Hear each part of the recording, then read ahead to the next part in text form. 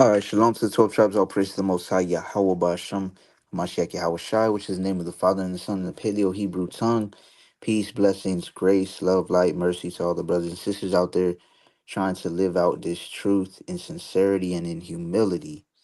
So today, very important lesson for a lot of sisters out there, brothers as well, fathers out there as well. This is something that's kind of near and dear to my heart as one of my daughters is actually 16 and just seeing some of the things that are going on amongst so-called believers, so-called brothers and sisters is pretty disheartening, but not surprising to say the least. Right. So without further ado, I'm gonna start in Second Corinthians 6 and 3. It says, giving no offense in anything, that the ministry be not blamed.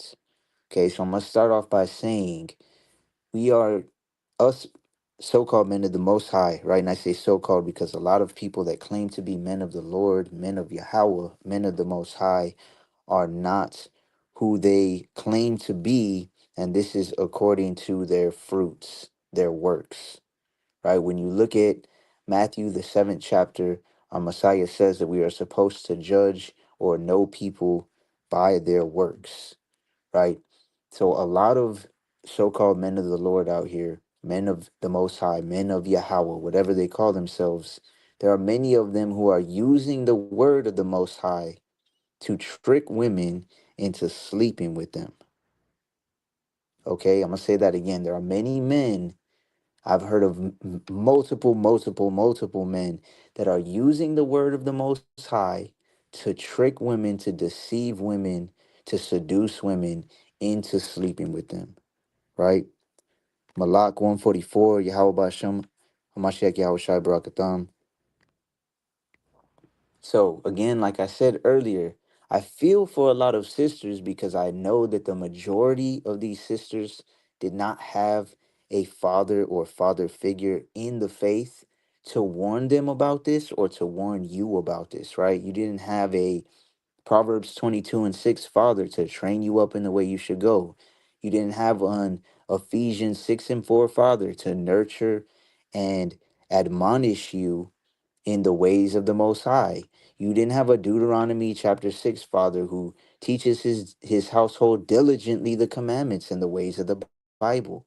So because of this, I do understand how so many sisters fall into that trap, but at the same time, that doesn't make it acceptable, right? Which is why I've said many times with this and with other situations, many times something is understandable but unacceptable, right? So again, to a warning to you sisters, because it's like almost not 1 week goes by where a sister reaches out to me and something like this has either happened to her or a brother is trying to make this happen to her, right? And I don't even like calling them men because a real man of the Most High is not going to be doing this, right? And actually, we're going to go to Revelation 22, the last chapter of the Bible, real quick. 22:14, it says, blessed are they that do his commandments, that they may have right to the tree of life and may enter in through the gates into the city. So it says, blessed are they that are keeping the commandments. Verse 15, for without what? Without keeping the commandments, for without are dogs and sorcerers and whoremongers and murderers and idolaters and whosoever loveth and maketh a lie. So this is the Most High in the Bible saying that these types of men that aren't keeping the commandments are dogs and whoremongers and love to make lies, right? So there are many sisters that have reached out to me over the more or less 7.5 going on 8 years I've been in the faith, but also many recently that have been deceived by men who portray themselves to be men of the Most High, who told them everything they wanted to hear, who seduced them into sleeping with them or into marriage, and then were not provided for, were not being taught the word, or were just straight up cut off after these dudes got what they wanted, right? I've also heard of many women and seen myself that women I've known personally who are in the position of looking for a husband, a head, a covering, whatever you want to call it, and have heard these stories from other sisters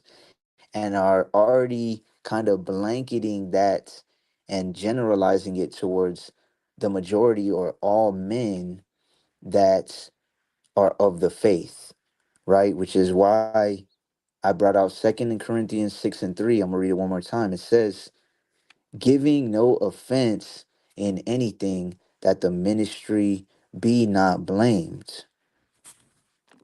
Joey Guerra, shalom, shalom. So it says, giving no offense in anything, that the ministry be not blamed. A lot of these brothers, and I'm talking about countless amounts of brothers that I have heard and have even spoken with the brothers themselves. A lot of the time, they don't want to speak because it's normally women that reach out to me and seek counsel. And the first thing I'll tell them is, all right, well, let's get the brother on the line or on the counsel. The majority of the time, 9 times out of 10, the brothers don't want to hop on, right? And that tells you a lot in itself. But this says, giving no offense in anything, that the ministry be not blamed. So for the brothers out there, you have to understand that when you're doing this, women are starting to see this. And you know how women talk. As it is, the truth community is pretty small, especially with social media being what it is. And a lot of women tend to blanket this and blame the whole ministry. Yeah, well, those brothers or those Israelites do this and that, right? And then the majority of us that are trying to spread the words, the few that are sincere get that blanketed um, shame to their name, so to speak, as well, right? So let's go to chapter 11, 2 Corinthians 11, 14 and 15. It says, and no marvel, for Satan himself is transformed into an angel of light. So we shouldn't marvel or be surprised. And this is why I said earlier that it doesn't surprise me. When I was first coming into the faith, it did, right? Because at one point in time or another, I have been learning from, affiliated, or involved with 7 different camps, right? I'm not even going to name them, but 7 different camps, and the majority of them are very well known. And I can say that the majority of them, if not all of them, have dealt with this type of situation. And the majority of the time, or a lot of the time, it has been swept under the rug, right? But we can't be surprised when we see this type of thing happen because the word speaks explicitly on this type of thing happening, right? And that's why you have to not be hasty to credit people, right? Like it says in First Thessalonians 5:21. It says, prove all things. Okay? Prove all things. We have to be able to, just like a man is supposed to prove a woman before he lays down with her, a woman is supposed to prove a man before she lays down with him. Right? And one thing that I've seen happen many, many times, and sisters have told me, is because when they're single, and again, understandable, right? Something you have to be very vigilant of is, if you're a single sister, you don't have a father or a brother or an uncle or a grandpa, some type of man that cares for you in the faith, you're going to end up having to, or feeling the need to, reach out to someone for counsel, a brother for counsel, right? And you just have to be very wary and vigilant of who you get counsel from. This is Sirach chapter 37 and verse 7. It says, every counselor extolleth counsel, but there is some that counseleth for himself. So there's some counselors that are only going to counsel you in order to get something for himself. Verse 8, beware of a counselor and know before what need he hath, for he will counsel for himself, lest he cast a lot upon thee. Right? So whether it be a brother or a sister, but in this instance, particularly brothers giving counsel, there are many brothers out there that will tell you, sisters, you women, that you should get married, especially if you're at a young age, so that you can be taught, you can be protected, you can be led, you can be provided for, etc. Which is advice that I would agree with, right?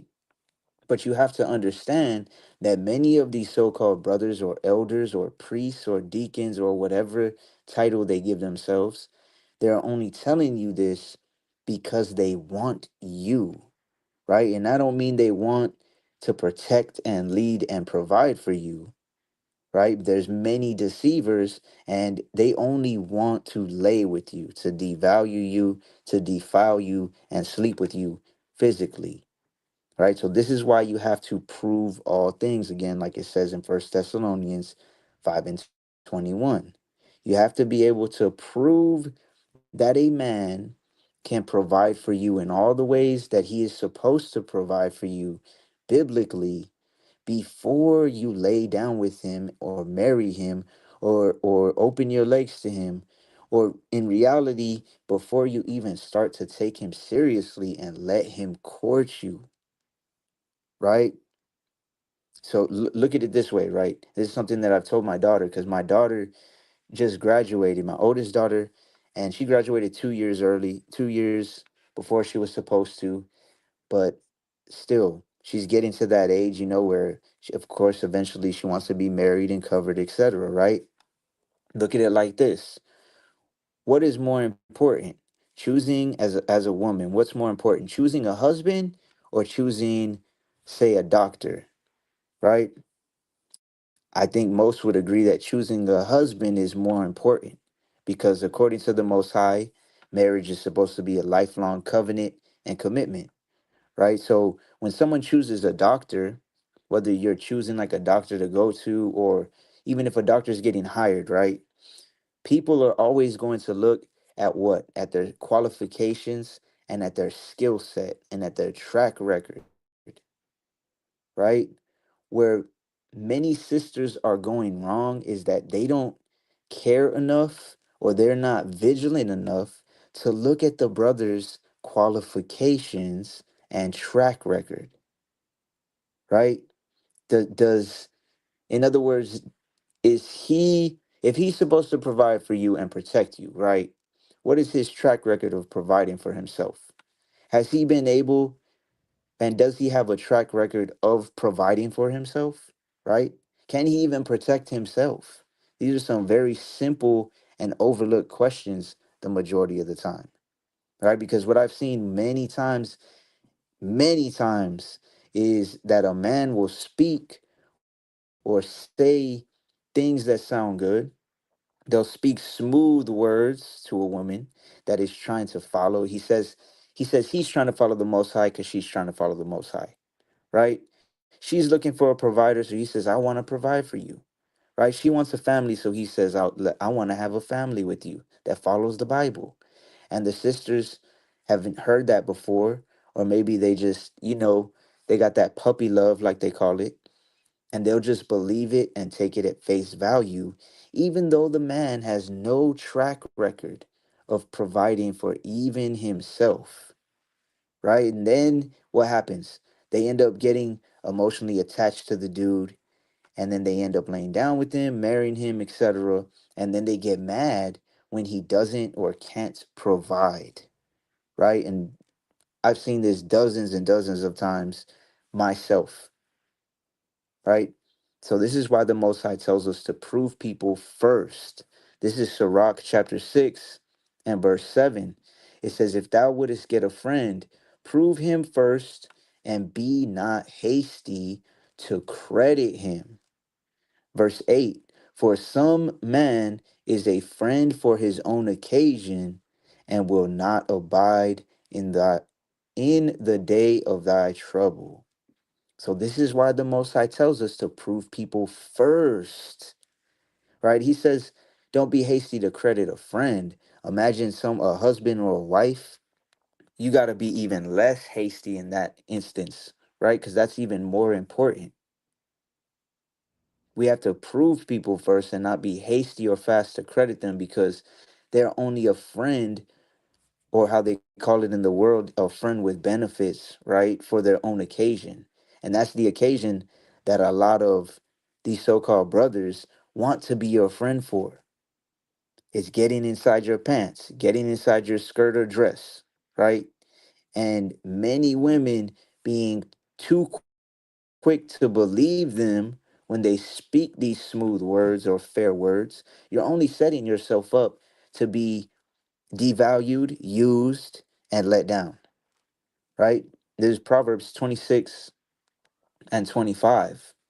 And this is a verse that I have sent and showed to probably at least a handful of sisters in the last 2 or 3 days, right? Because there's so many sisters going through this type of situation. This is Proverbs 26 and 25. When he speaketh fair, believe him not, for there are 7 abominations in his heart. They say that in the world, I don't know if any of y'all have heard of this saying, but they say that a woman falls in love by what she hears, and a man falls in love by what he sees. For a lot of cases, that's true, right? And I wouldn't say in love, but in lust for sure. So this says when he speaks fair, when he's speaking things you want to hear, don't believe him right away, because there's 7 abominations in his heart, right? And this is why when they say things like, oh, yeah, I want to marry you, have children, want to follow the Most High, this, that, and the other, I'm not saying they're liars straight out, right? But again, going back to Matthew, the 7th chapter, you shall know them by their what? By their fruits, right? So you got to ask yourself, okay, if he says he wants to provide for me, can he provide for me? Does he provide for himself? How long has he been providing for himself? Right? And actually, let's go to Exodus chapter 21 and verse 10. It says, if he take him another wife, her food, her raiment, and her duty of marriage shall he not diminish. So if you're looking at a man that's saying he wants to marry you, can he provide all these necessities for you? Right? Because First Timothy 5 and 8 says, if a man provide not for his own, and especially for those of his own house, he has denied the faith and is worse than an infidel. He's worse than someone who doesn't even believe. So what happens a lot of times is you set yourself up, or you're actually setting up the man for not being able to provide, right? Because I've counseled with many sisters before they got married, many sisters over the years. And these are things that I always bring out, right? Well, can he provide? Does he have a history of providing? Would he be able to provide for you? And many times the sisters just go off of emotion instead of off of wisdom. And then they end up getting married. And then the man can't provide. And it's like, well, guess what? If you knew he couldn't provide beforehand, then that's you partaking in that. That's you suffering sin upon him, right? Because you still decided to join into that and make that covenant. And this is what a lot of men are doing.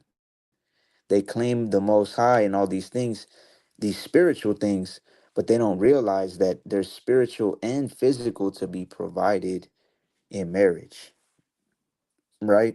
And again, um, I'm not saying that it's bad for sisters to want to be married, because all the way back in Genesis, the 3rd chapter, 3 and 16, it says, your desire will be to your husband and he shall rule over you, right? So there's nothing wrong with having that desire.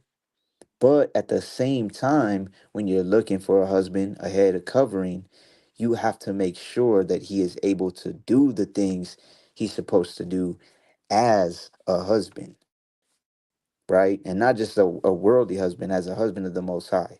Protect you, teach you, provide for you, right? And there's actually a Mandarin term. In Chinese society or Chinese culture, right? It's called Shengnu, right? And it's used to describe women that are 25 or older who are unmarried. And that word Shengnu, it actually means leftover women, right? Because they're perceived in that culture, once they're over 25, they're seen or perceived as being beyond marrying age or beyond the conventional marrying age, right? And that's why, therefore, they call them leftover women. So I'm not saying that to kind of talk bad about women who aren't married, but I'm actually saying it's good for a lot of these sisters that are striving to be married, especially at a younger age. But at the same time, you can't let that desire make you be too hasty and end up in a marriage that is completely out of order, right? As many sisters have done over the years and are still continuing to do. All right, so this is Ephesians 5 and 25. It says, husbands, love your wives even as Hamashiach also loved the church and gave himself for it. Something else to pay attention to, right? And this is something that my rib was actually talking about and something that we're instilling in my oldest daughter, right? It says, husbands, love your wives even as Hamashiach loved the church, as Christ loved the church and gave himself for it. As a woman, you have to look at a man and ask yourself, do you think he really loves himself? Right? If a man really loves himself, he's going to take care of himself spiritually, physically, mentally, financially. So, in order for a husband to be able to love his wife, he first has to love himself and do all these things for himself that he's supposed to be doing for the wife, right? I'm gonna go to Sirach chapter 19 and verse 4. It says, he that is hasty to give credit is light minded, and he that sinneth shall offend against his own soul. So when you're hasty to give somebody credit, you are light minded, right? Marriage is a weighty matter, meaning it's a very important matter. When you're hasty to give someone credit, you are being light minded. And many times it ends up leading to you sinning, right? And as it says here, he that sinneth shall offend against his own soul. You know how sometimes things will happen to where you don't just feel it like, you don't just feel it mentally, you feel it mentally, emotionally, physically, spiritually, you feel it like to your soul. This happens and has happened to many people when they are being hasty to give people credit and end up entering into a covenant and making those soul ties with people through sex, right? So you always have to remember that you're going to reap what you sow when it comes to this. If you're too hasty to give someone credit, like I've talked to multiple people that it's like, okay, it didn't go right with this situation and getting married and stuff. Well, how long did y'all court for? A few weeks, a month, a couple months. Well, the first time, we were talking for a few months and then we met up and then we had sex and now it's not working out, right? You're always going to reap what you sow. So being hasty to credit somebody is never going to work out the way that you want it to because we're not supposed to be hasty to credit people, right? We'll go to Sirach 26 real quick. This Sirach chapter 26. And these verses are verses that me and my rib have gone over with my daughter. I've done other lessons on this topic as well, right? But this is very important from a father's perspective and from a daughter's perspective, right? Especially in today's society. This is Sirach 26 and 10. It says, if thy daughter be shameless, keep her in straitly, lest she abuse herself through overmuch liberty. If your daughter shameless, keep her in straitly, lest she abuse herself through overmuch liberty. The majority of Israelite women, or so called black, so called Hispanic, Native American women, don't have father figures in their homes, just like I said at the beginning of this, right? Therefore, they do all of these things. It says they are shameless, they have no shame, right? How many women are so easily offended in today's society? The majority of them, right? They're offended by everything, but they have shame about nothing. They'll dress half naked. They'll have their butt cheeks popping out, showing all their thighs, showing all their breasts. They'll be walking around in half shirts, even though they got bellies. They have no shame, right? It says, if thy daughter be shameless, keep her in straitly. A lot of these younger women are shameless because they have no one to keep them in straitly. They have no one to discipline them. And it says, lest she abuse herself through overmuch liberty. And the majority of young women have too much liberty. And what do they end up doing? Just like it says here, they abuse themselves through it, right? By giving themselves to men, by doing things that women or daughters of the Most High should not be doing, right? Verse 12, it says, she will open her mouth as a thirsty traveler when he hath found a fountain, and drink of every water near her. By every hedge will she sit down, and open her quiver against every arrow. So, what do they call women that are very promiscuous? They call them thirsty, right? So, in the Bible, the Most High is saying that women like this, shameless women, are going to open their mouth like a thirsty traveler and drink of every water near them. They're going to open their quiver to every arrow. Now, this could be talking about physically as well, right? But what I've told many sisters before is that you open your mental quiver to so many people too, right? Just by entertaining multiple men, you're opening up your mind to them. And they just plant little seeds here and there. And if they're not the right types of seeds, guess what? The wrong thing is going to grow inside of your mind, whether it be lust, whether it be lasciviousness, promiscuousness, whatever the case may be, right? And this is why in reality, back in the days, women would always be covered, right? They would be covered by their father. They would live in their father's house. And then once they're going to get married, the father would give the daughter to the husband, and then they would be covered by the husband till death do they part, right? So again, this is just a quick lesson um, for you sisters mainly. So an exhortation in vigilance, I would say, that when you're looking for a husband, you don't want to end up like these, like many sisters out here who are either married and are not being provided for whatsoever, right? Or who have slept with a man and they saw it as marriage, and now they're just left either stuck in a marriage that's not of the Most High, or the dude just completely left them, right? And now they're like, well, I don't feel like I can marry again because, it wasn't even a lawful divorce, wasn't even really a divorce. We just laid down, got married, and now he's over here and I'm doing this and that, right? So this is just a quick live, something that was on my spirit, especially as I said, as my daughter, one of my daughters is nearing the marriage age.